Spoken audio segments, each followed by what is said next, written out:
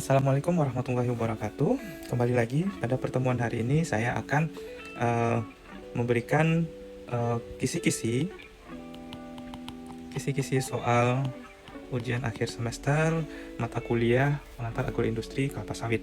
Mungkin bagi kalian masih ada yang bertanya-tanya apa saja sih soal yang akan saya berikan nanti, sehingga kalian bisa mempelajari lebih detail dan lebih fokus. Baiklah, pada kesempatan ini saya akan memberikan kisi-kisi soal tersebut. Jadi konsep dasarnya adalah setelah kita ujian tengah semester, kita mempelajari beberapa bab perkuliahan. Yang pertama adalah proses pengolahan kelapa sawit. Setelah itu kita bagaimana proses pengolahan biji sawit menjadi inti sawit. Setelah itu kita membahas tentang pengendalian mutu minyak kelapa sawit, tahap pemurnian, dan bagaimana cara pengolahan limbah. Nah, jadi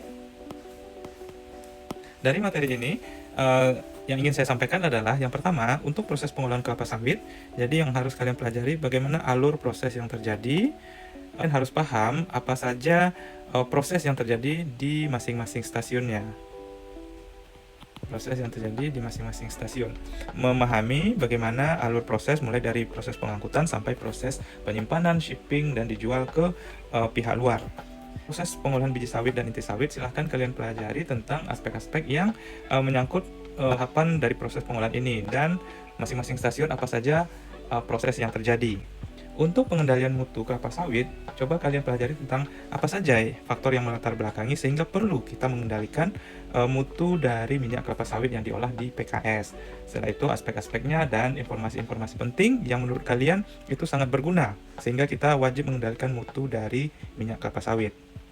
Hal yang sama untuk proses pemurnian, kalian sudah mengetahui apa saja faktor-faktor yang mempengaruhi pemurnian dari minyak kelapa sawit sehingga lebih layak untuk dikonsumsi atau diedarkan, dan apa saja informasi penting pada proses yang berlangsung untuk masing-masing stasiun yang dikerjakan.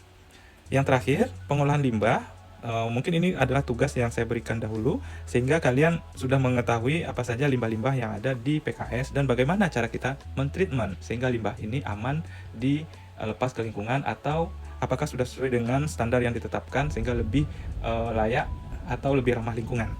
Demikian penjelasan singkat dari saya, semoga membantu dan saya doakan semoga ujian kalian sukses dan mendapatkan nilai yang baik. Assalamualaikum warahmatullahi wabarakatuh.